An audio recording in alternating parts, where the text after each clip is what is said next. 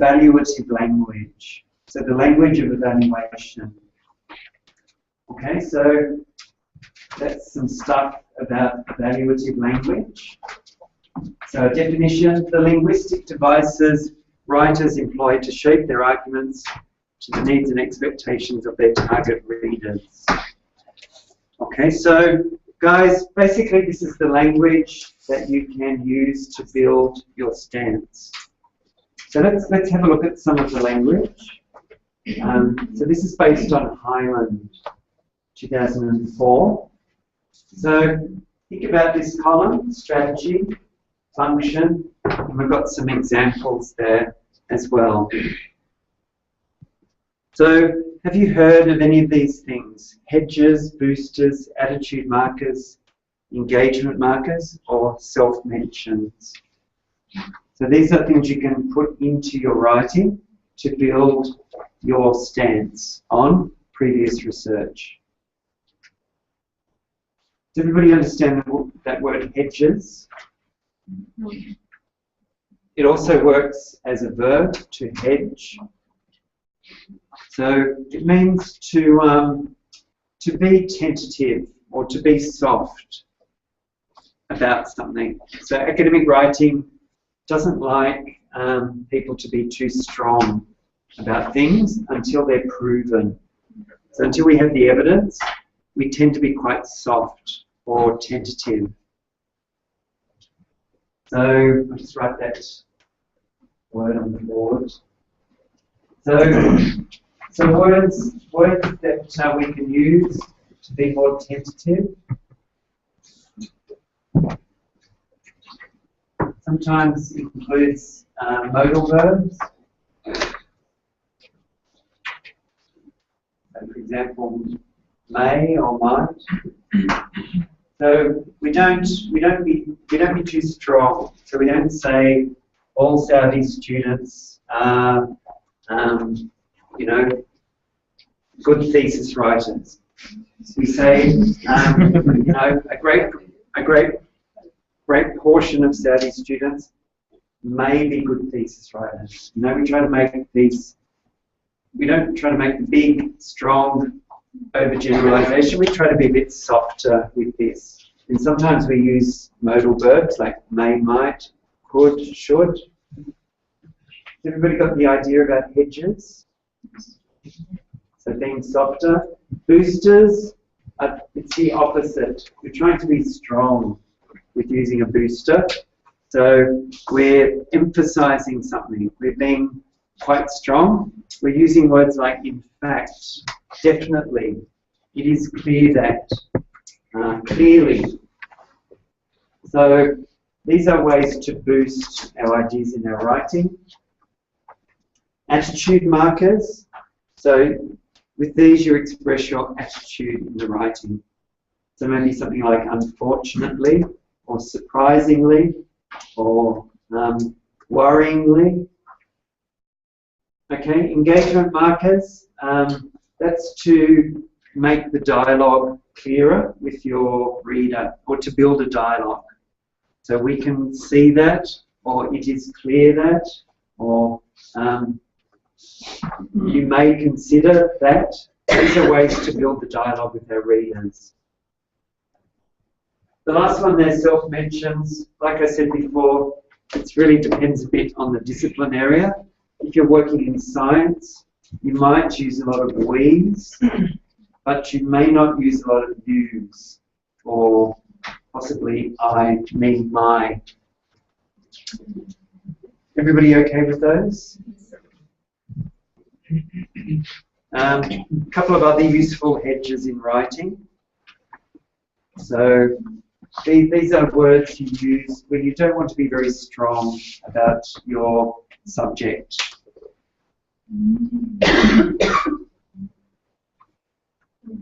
So tentative language, we tend to use these imprecise or speculative verbs. So the verbs of speculation, the verbs of prediction. Okay? The results suggest that, or the results imply, or this study infers that, or assumes that. words like appear or seem tend to crop up a lot. Which one is more academic, appear or seem? Yeah, appear is maybe a bit more formal. But you can use both. Okay, so I just want to give you a small section of a literature review. So I'm going to give you this. It's 1.5 pages. So it's from the area of ABP. So it's a topic to do with building, basically. So building energy efficient. It's called Studies Integrating Embodied, Operational and Transport Energies. So I'd like you to read through it, and I'd like you to try to pick up the evaluative language. So we're going to leave this one on the screen. So any language to do with that, I'd like you to identify. And because I think I've only got 25 copies, it's going to be sharing with either 1 or 2 other people. Yeah. So if you don't mind just sharing and reading it together, just to identify any hedges or boosters, attitude markers, or engagement markers in there. Don't know, there might even be a self-mention, not sure. So have a look. So work in pairs. So just take one between, possibly 3 would be good. Sorry about the lack of copies. Can you? Is it? Oh, is it? Okay. I'll put on you. Maybe another 20 or so. 30.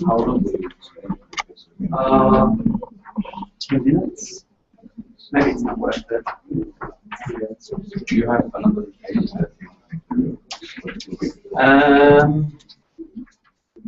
No. I've got another extra, so I don't get time to do it. Anyway, guys, just make sure you can see it.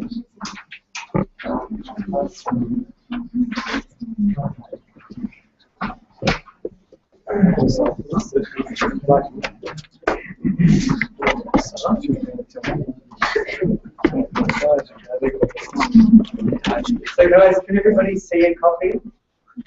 Can you see a copy? Who needs a copy? We've got a couple more copies, so maybe one down here.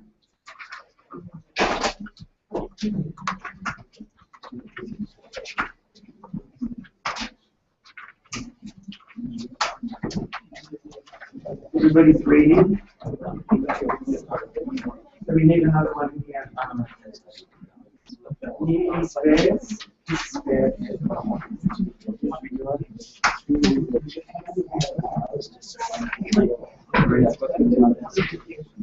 The document camera. Try.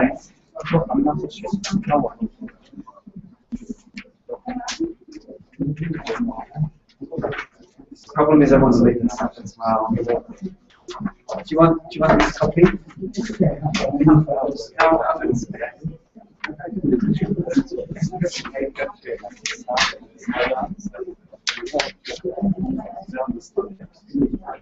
So guys, can I just advise you, if you find one of these in the text, can you underline it and just put booster, or just tell us the name of whatever you found. So let's do this for about 3 more minutes.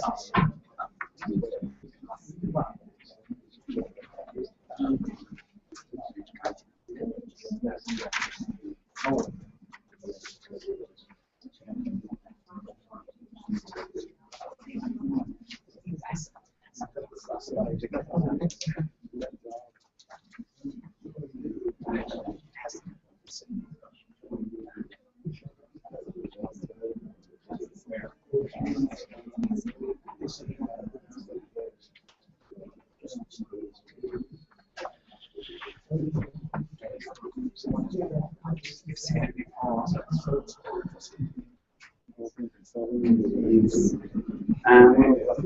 So I can either put it up here, or I've got a slide. Yeah.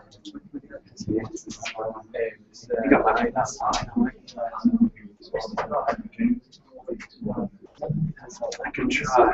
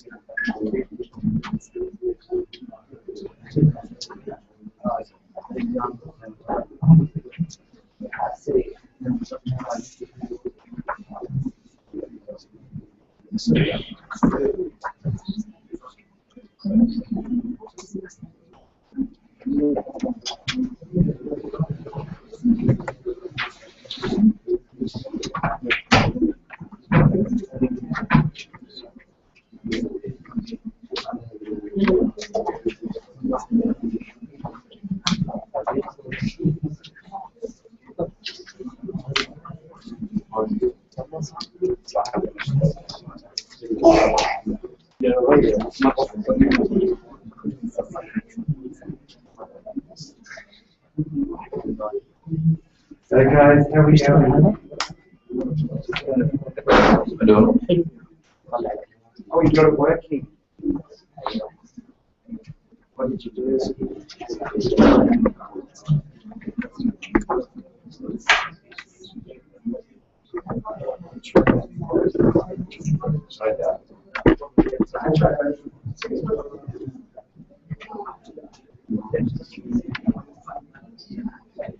Are you going down any of these? لا نجيب سنة. نجيب سنة.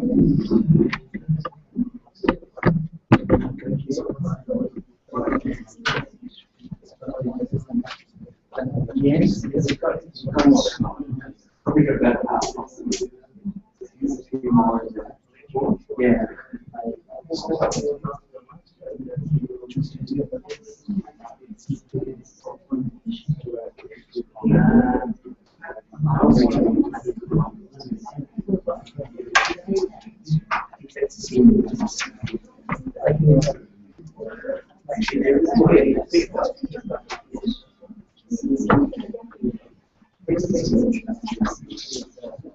يكون أحسن.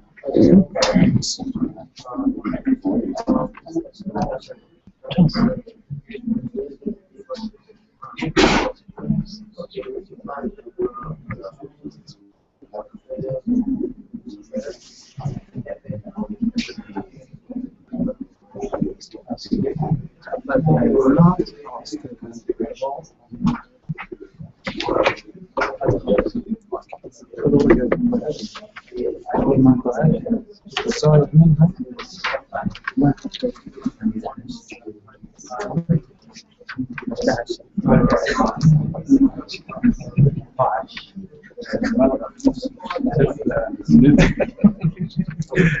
المايك معه. طيب على كذا اجلس تحت السماعة، حط اللسان هناك لا تسمع هنا. ما في زايد.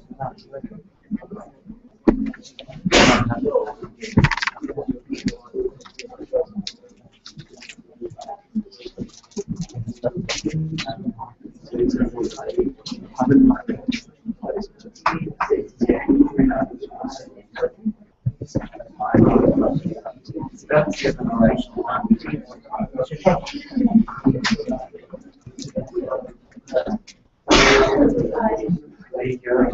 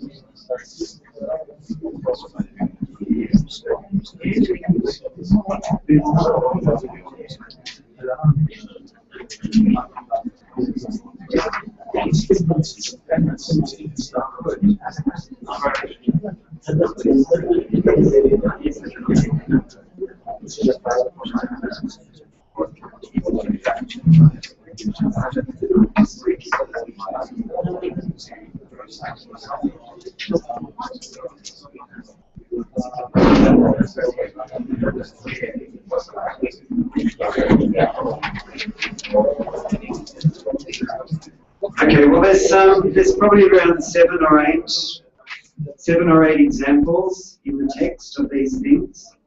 Who's got 7 or 8? We got 10. 10?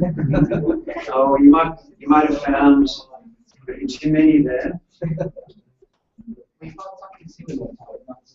Okay. Yeah.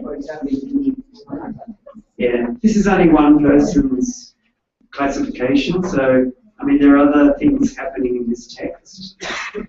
Is it a well-written literature review? Is it a well-written section? Quite well-written. What do you think? Think so? Okay, that's good. You've written on the paper there. Yep. Good note taking. Good to dirty the page.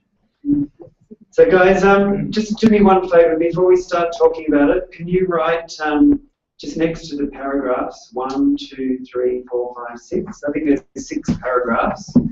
So then we know which one we're talking about.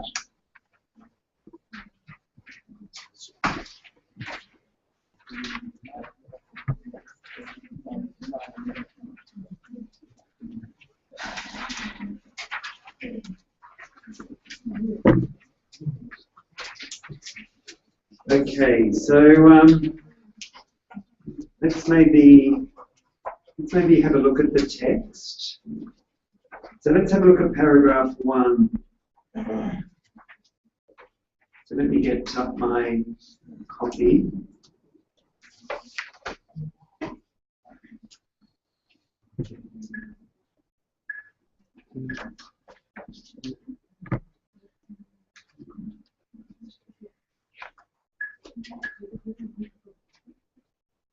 It's a bit too small. Yeah, I'll just find the zoom.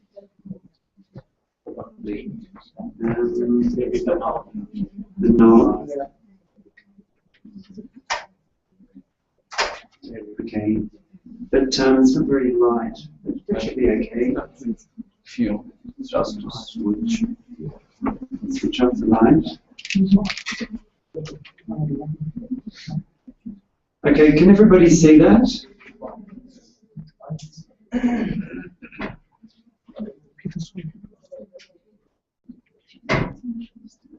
Thanks, Munir. Anyway, guys, that's maybe the first example. So I've given it there. It's the last sentence of the first paragraph. Okay, so can everybody see the hedge there? So it says, while these studies give a valuable insight, comma, they do not include the embodied energy and remain at a city scale. Would you agree that's a hedge? So it's saying they're useful, but they're not particularly useful for everything I need. Yeah? Well, what are the markers used to soften the language? For the hedge. Yeah. So it's kind of setting up in the first clause, while these studies give a valuable insight, so it's saying the studies are good, they do not include other stuff that we need. So I suppose the marker is the while. So that transition word while. Okay, so while they're valuable in some respects, they're not good in other respects. So you see how I've written at the right-hand side? I think this paragraph is justifying the selection of literature. Okay, that's the function of the paragraph. Okay, can we maybe talk about paragraph 2? So, is there anything in paragraph 2? Right, the last sentence. And what is the last sentence? What type of it's a boost. Okay, yeah.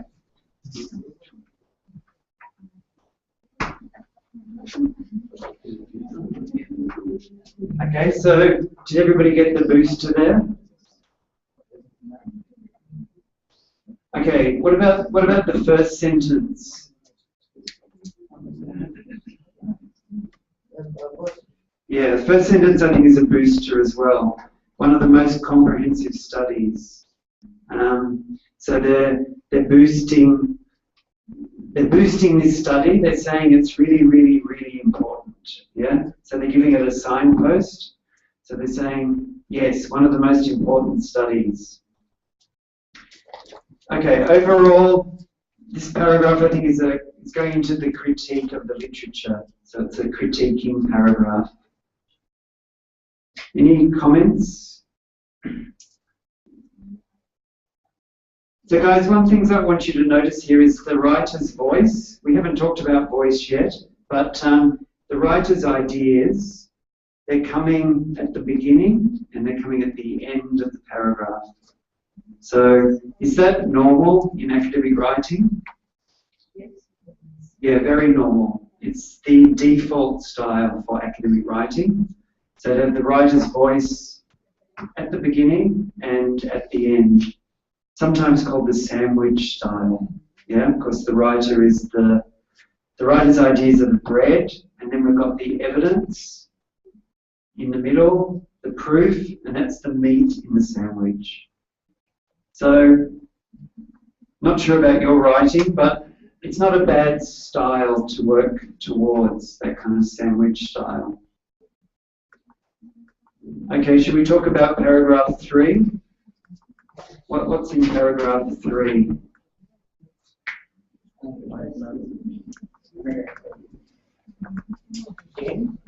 Paragraph 3. And what is again? Attitude. I've got a hedge. I've just got a hedge for paragraph 3. Yeah. So, where is again? Is it? This one? Yeah, possibly that's something as well. What did you call it? Attitude marker?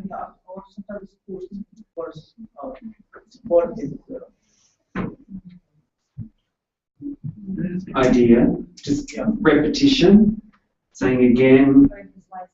Yeah, maybe a bit of emphasis there. Sure. I don't know. I didn't pick that one up, but it is some sort of marker. But I think yes. However, in the middle of the paragraph there is saying yes, beware. You know, we can't. Yeah, we can't generalize. We can't. It's basically a softening word. Yeah. Okay. What about paragraph 4? Anybody like to comment? Yeah. Anything in there? First line, maybe. Yeah, first line is a. Right, that's a hedge. I'm going to just move this up. Okay, so it's actually quite a long paragraph. It's going all the way down, okay. There's a few things in here. Oh, that's 5. Actually, that's 5. So we've got a hedge in the first sentence, and then the last sentence, I called it a booster.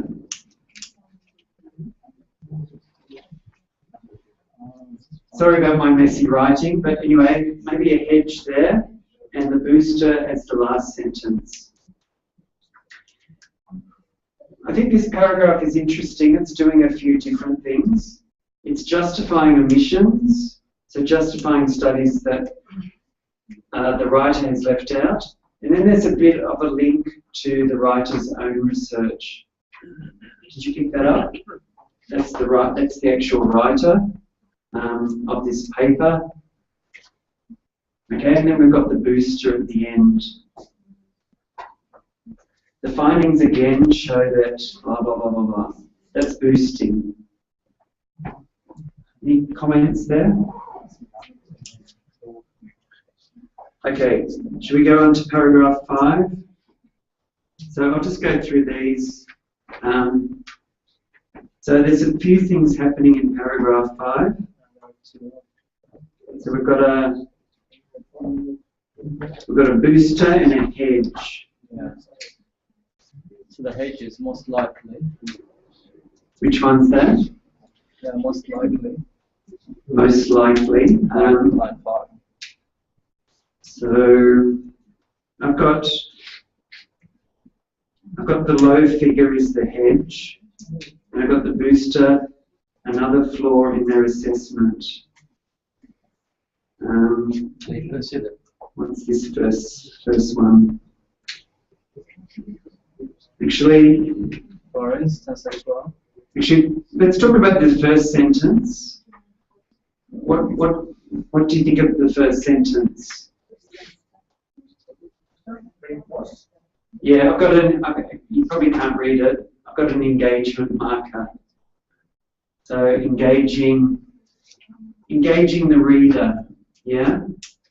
So engaging the reader, it's kind of like a direct voice to the reader saying, this thing is important. So we had to look at a North American study.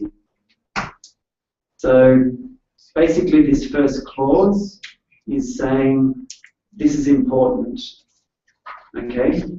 So it's trying to engage the reader in the process of the literature review. Okay, so any comments about 4 or 5? Yeah? We can see that this one is boosted. Which one? The first? Yeah. It could be. Could be, I suppose. Yeah. It's sometimes these things are two together, but I thought it was an engagement marker myself. What about indeed? You can consider like a boosted. Yes. Did I miss an indeed? Yeah. So where's that? Sorry, 5th? Indeed. In the middle of the row. The initial body, so it's in the middle of the Line paragraph. number 6. It says stop. Right? Yeah. Yeah. Just more volatile. After 8? Yes. After that. Data. I was like data, indeed. Okay. I can't quite see it, but I'll take your word for it. What's indeed? It's Definitely. It's a booster. Yeah. So it's a very common sort of booster. Actually, there's probably not much on the other page, but did you pick up something in 6?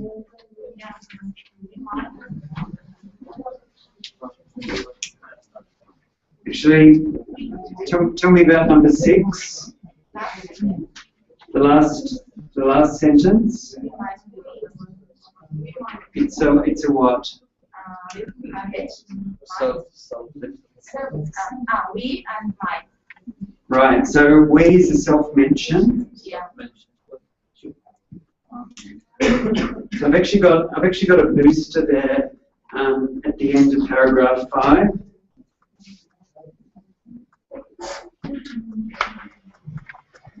So I've got an engagement marker here at the end of 6. So this is 6. Sorry, where's the where's the eyes and the minds? Is there a self-mention there? Yeah. We, my. We might, okay. So that's interesting, isn't it? So there's no self-mentions except right at the end of the piece. So that makes me think that possibly in this writer's discipline, they don't like to use personal pronouns very often, but possibly for emphasis, they've used it in that last sentence. So can I just sum up for a second? Let me just put this one up. Right. So I just wanted to sum up by putting this slide up. So we've got, for me, there's a couple of hedges there. There's a couple of engagement markers, and there are a couple of boosters as well. I know there's probably other things that I missed as well, but is that helpful to deconstruct a text looking at those things? So you'll notice that there is a lot of this type of language in that very short text. It's only a page and a half. So interesting that there's so many of these markers in that text. So when you think about your own writing, do you think you could do something like that as well? Like take out these words that have a special function. Do you think you have enough of these words in your writing? In the last one, the word likely may be more relevant to interest numbers. More relevant to the last example. Yeah. Is therefore likely. I think the word likely can be more related to hedges than posters. It does kind of cross over that one, to be honest. I think because of therefore. Therefore is quite a strong word. It's a result linker, so we've got therefore and thus. So maybe the therefore is stronger than the likely in a way.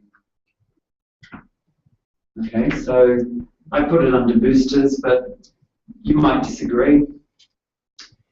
Anyway, this language is in the text. It's kind of deeply embedded, and it's not, unless you're looking for it, it is something that is just there, improving the flow of the text. It doesn't hit you in the head. It's not so direct, but it's there at the sentence level. So to be a critical writer, to make successful evaluations in your own literature review, you do need to use some of this language yourself. So hopefully this gives you a bit of a guide as to how a text would use this language. Okay, so maybe we'll move on. So let's maybe talk a bit about voice. So guys, I'll put those questions up. Actually, excuse my 2 4s. That's actually number 5. Have a read of those questions. And maybe we'll talk about this in the class for a second.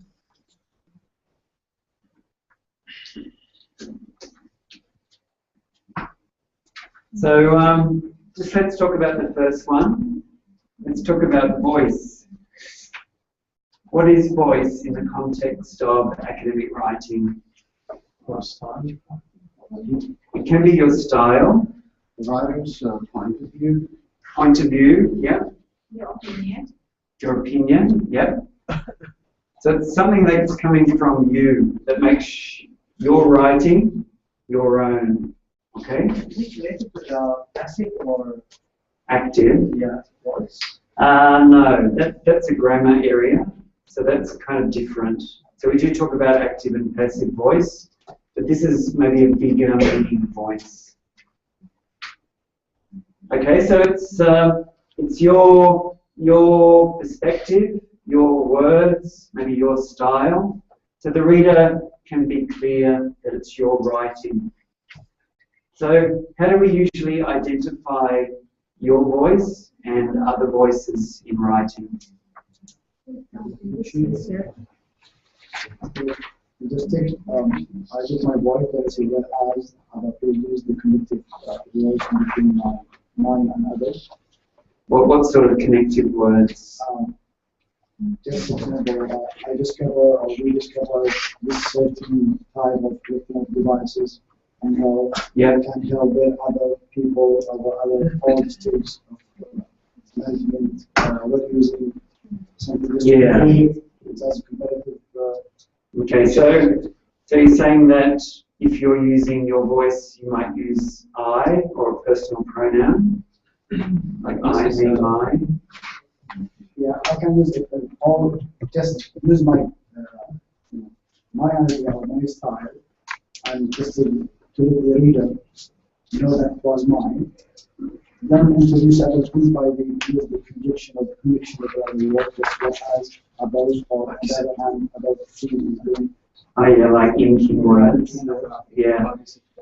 Probably I'll give you a clue here, referencing. So the use of citations. So usually other people's voices are connected with a citation or a reference. Your voice doesn't have a reference attached to it. So if you think about academic writing, if you think about the piece that we've just looked at, possibly this is a mixture of the writer's voice and also other voices. Do you think there's more of the writer's voice here or more of the other voices? Well, it's a mixture. Possibly there are more of the other voices. If you really analyze this, it's probably about 60-40. So you have 40% the writer's voice, maybe 60% other voices. But I don't know, I haven't analysed this, it might be closer to 50-50. So is that common for all the literature review that the voice, whatever was 40% was the first voice? The other voices. Yeah. Well, in the literature review, the other voices have to be the most, they have to be dominant because it's a literature review. So, but not overly dominant. So they can't be 90% and your voice 10%. It always has to be a balance. Probably around 60-40, 70-30. It really depends on your topic as well. Okay, so other voices, the other voices we use, some of them are direct, some of them are indirect. So direct voices, it's your voice, or it's direct quotations as well. Indirect could be a paraphrase or a summary.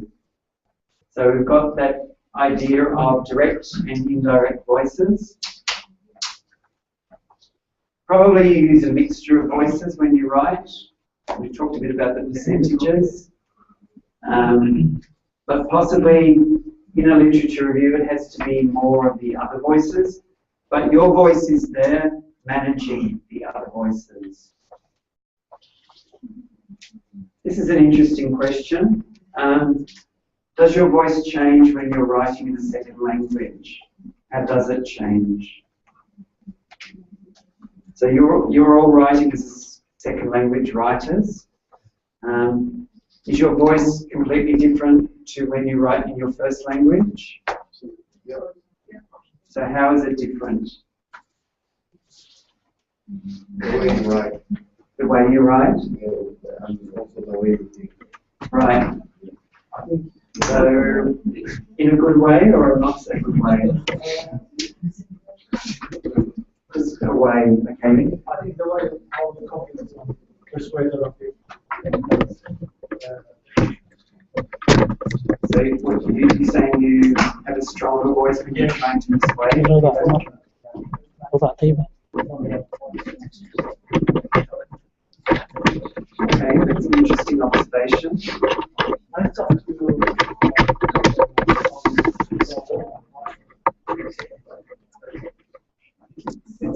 So it's quite different for you. Okay, guys, well, I just wanted to go into this area. It's an interesting area.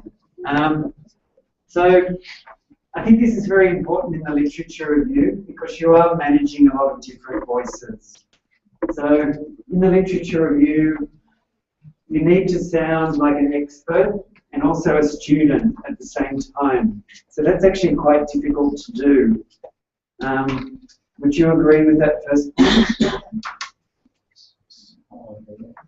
So you're really a beginner, an expert beginner, or a beginner expert.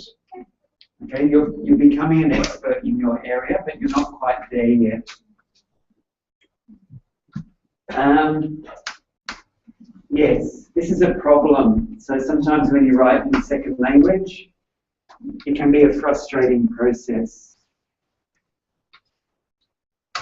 Anyway, that's kind of just by the by, some sub-issues there.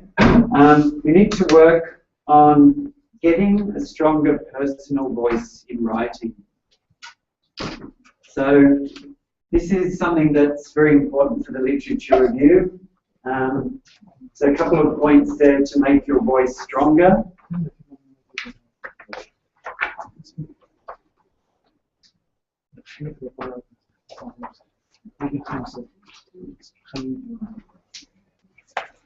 Any comments on that? Yes, well that's forbidden in some disciplines, so that automatically weakens your voice. What's your discipline area? Education. Education. So possibly you can use I. Not really preferably. But you can use it, it's not completely forbidden. Restricted. Yeah. Okay. Okay, so a couple of ideas there. This one, I'd argue, is very important. The strength of your topic sentences. Yeah, this one is also important, varying your citation pattern. I actually want to talk about this one for a minute. What does that mean? What does that mean, varying your citation pattern? Should be either in the beginning of the sentence or either at the end.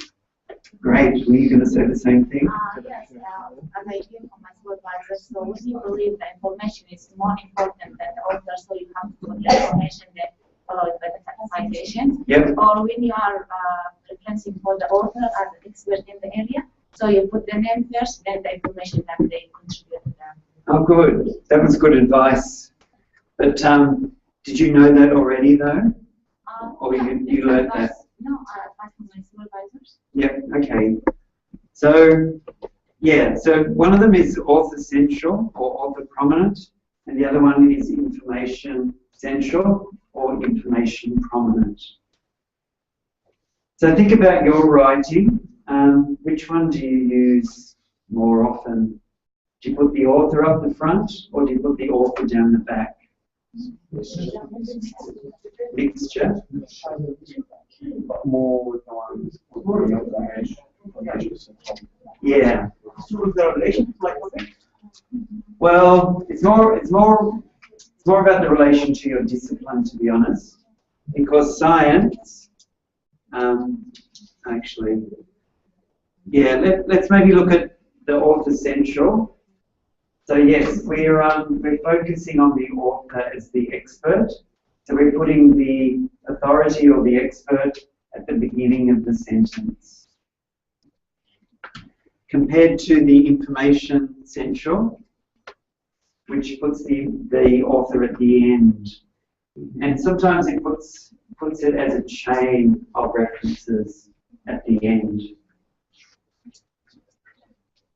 The Sciences much prefers information prominent.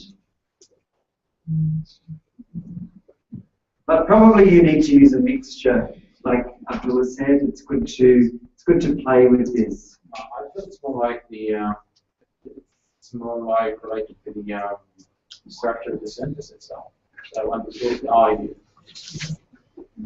Well, yeah, that's important as well, but you really need to make the decision. Author needs to go there in the prominent position, or author not so important, put them at the end. So that's a decision that you make as the writer. So possibly you know this already, or possibly it might be new, but just think about your writing. Think about, do I use information central or do I use author central? Okay, I think maybe we'll talk about topic sentences as well, because these are very important to get your voice stronger. So everybody knows what a topic sentence is. Okay, so the topic sentence gives an overview of the paragraph. It states the main point, maybe it gives the argument. It's always best written in your own writer's voice. So try to avoid having another voice there at the beginning of the paragraph. So basically, you want your voice there in that position. It gives more strength to the paragraph. Okay, so think about what I said with sandwich-style academic paragraphs. The writer's voice is always there at the beginning, and usually at the end as well. Anybody like to comment on that?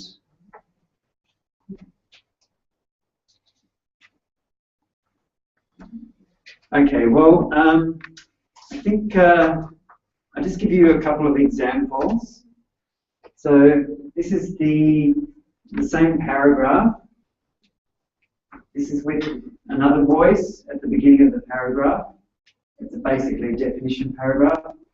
And then we've got the writer's voice. So there's a change there, isn't there?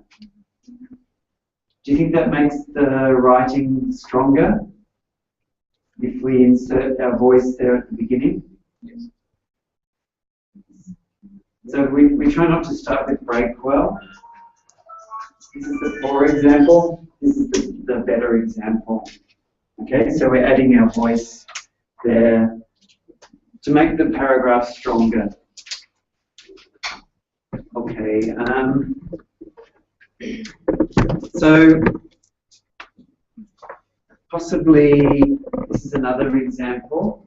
What's the difference between those two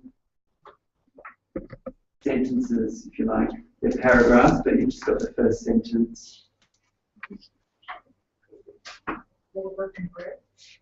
Right, the reporting verb. So one is found evidence to suggest, the other one is demonstrated. Which one is stronger? Right, demonstrated. So this one is more of a hedge, isn't it? This is hedging language. So possibly, if we want to be strong, we have to choose our reporting verb a lot more carefully. Yeah.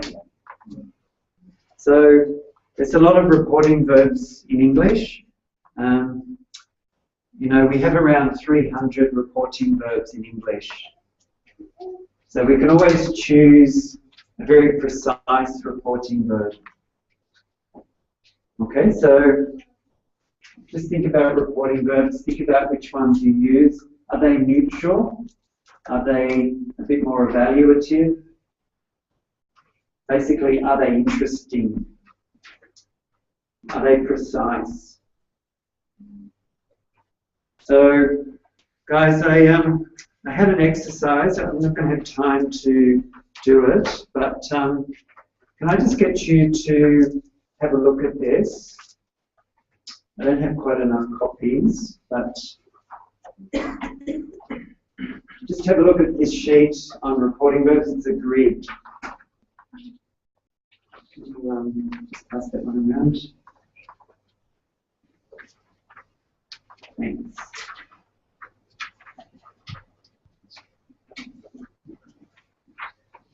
we just take one between two? That would be great.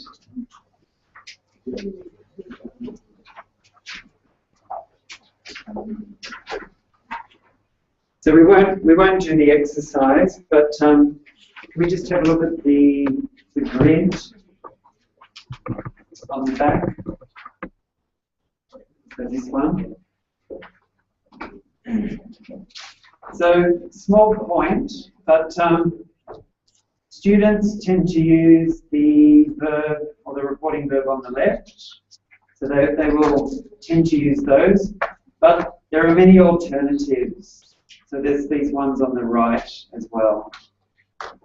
So the ones on the left tend to be quite neutral and probably don't say a lot about your attitude towards the research. But the ones on the right are much more precise. So we like the ones on the right, basically. Any comments there?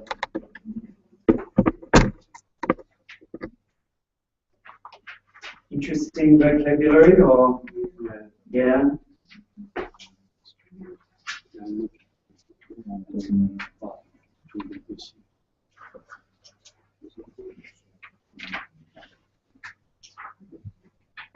Okay, so maybe try to use a bigger variety of reporting verbs. We've got a lot, and they do tend to cluster in the literature review, these types of verbs.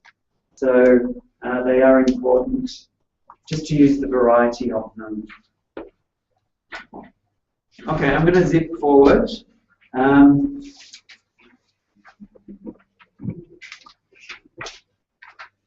So, guys, at this stage, are there any questions that we want to throw at me? Because we've probably only got about 10 minutes to go. Yep. Yes, the problem sometimes if you have to keep the writer's voice consistent throughout literature. The problem sometimes when we go deeper, problem sometimes we go deeper through the literature.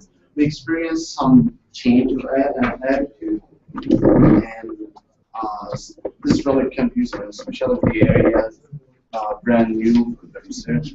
So do you mean you change your attitude? Yeah, the deeper you go. So, and at the same time, you have to stand your point. Yeah. So how to balance that? Well, you have to maintain your strong writer's voice all the way through the literature review. So probably it'll come through in the editing process. Like when you edit your work, you've got to edit for tone and style. So basically, you're going to have to do a bit of an audit when you edit to make sure that maybe your style is not changing or your tone is changing throughout the literature review. So it just comes into the editing stage. So, but what do you suggest to stand your position?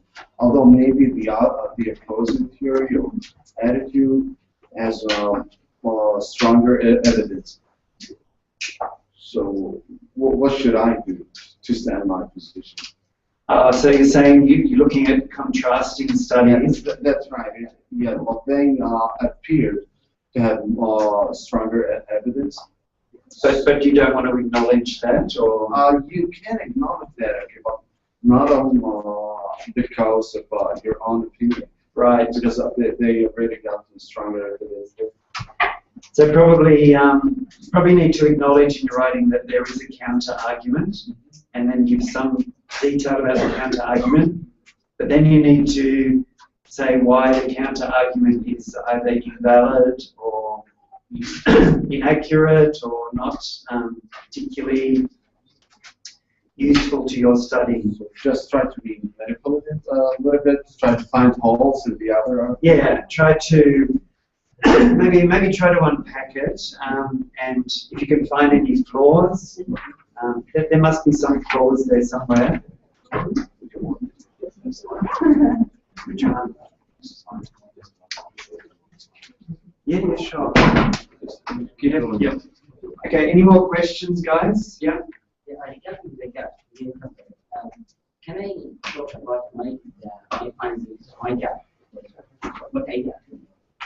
What I found is the gap. It's a gap. Yes, I didn't. Can I talk about it in the middle, or I have to be in Yeah, I didn't get to talk about the gap too much today, but yes, it needs to be at the end because you're building up to identifying the gap, and that's a really important section. So it does need to be, whoops, near the end or yeah, towards the end, I'd say. Any comments, questions? Just a comment, comment regarding needs and categories. I think I guess the more you read, the more Give me. and the more you read, sort of started.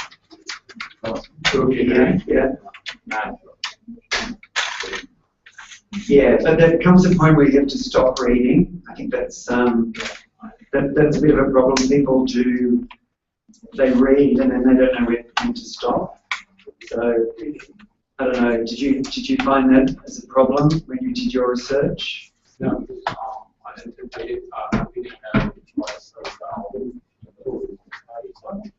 So you just kind of ignored, like if there was a new study. I didn't have a problem. Yeah. So what's the question? Just a comment, okay. Any other questions? Oh, I'm without my slideshow now, so I'm totally naked at the front. So no further comments? Yep. We have just mentioned regarding the statement the topic, what should be my own words. What about the conversation, something that's already identified or under school or school, like, for example, if it's something with definition, it means something that you mean constitute. Well, you need to incorporate their voice, but it needs to be managed by you with your writer's voice. So it's there in the writing, but it's managed by you. I can start with the definition of the beginning. You can, but you introduce the definition. So you tell the reader, this is a useful definition. You know, maybe it's useful because of these things. You know, it's current. It's you know, why do you like it? You as the writer, and then give them the definition. So I just introduce myself as introducer. Yeah, you're the introducer and you're the evaluator. So you're saying why it's such a good definition. So out of all the definitions available, why did you choose this one? So basically, you talk to the reader. So quite directly, you know, don't be afraid of addressing the reader. So tell them, I'm doing this because of this. Yeah. So don't be afraid of doing that. Okay, one last thing. I've just put up the resources slide. So it's this one here. So I've just got a couple of resources here. So they'll be on the email. Books. This is the one I highly recommend. It's practical. It's written for people doing a PhD. This one's actually good as well, but it's actually written for supervisors. So telling supervisors how to handle people writing a thesis in a second language. But I do like Murray, so that's a good one. Can you go down to the next one? Yeah. Websites. So I'd really recommend this one, the Monash Uni Language and Learning site. Have people looked at that one? So that's quite a good one. It's a bit old now, but still very good, very comprehensive. Shall we keep going? I think there's one more. Oh, a couple of blogs there. This one's supposed to be very, very good. Has anybody used the Thesis Whisperer? Yeah, you used it. And just one more. Okay, if you need to work on your writing skills generally, so these are these are books which are good for a micro focus. What does micro mean? Teensy, yeah. So really at the sentence level, at the word level. This one is very good. Really recommend that one. It's actually for teachers, but there's a lot of stuff in there for students as well. And these two aren't bad either. Okay, but they're not for academic writing. This one's for academic writing. Okay, so I've just got my references, and I'll just leave you with that lovely slide. For long, because I'm not. Yeah. Anyway, that's the end of my presentation. I'll pass over to you, Manu.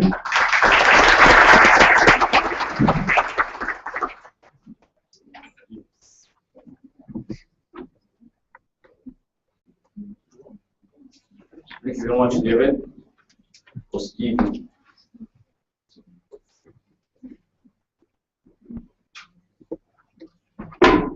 شكرا لحضوركم. في بعض الissues we need to solve it. بعض الشباب يقولون ما تجينا confirmation، ما يجينا هل احنا قبلنا في الدورة ما قبلنا في الدورة. لذلك اقترح واحد من الشباب ان يكون عندنا فورم ريجستريشن مختلف تماما، نستخدم البرنامج هذا وهذا موقع. الموقع هذا يعطيك تيكت معين، يعطيك confirmation، يعطينا احنا more possibilities ولا يعني more chance surveys. ممكن نرسل لكم تذكير عن طريق هذا الموقع. الآن بس في ثواني معينة بس بوريكم كيف يعمل هذا الموقع، ايش يجيك انت، ايش ممكن تحضر معاه، ايش البرنامج اللي ممكن تنزله على ايفون تكون اي تيكت. فتختار نوع التيكت، اذا كانت بي طبعا فيها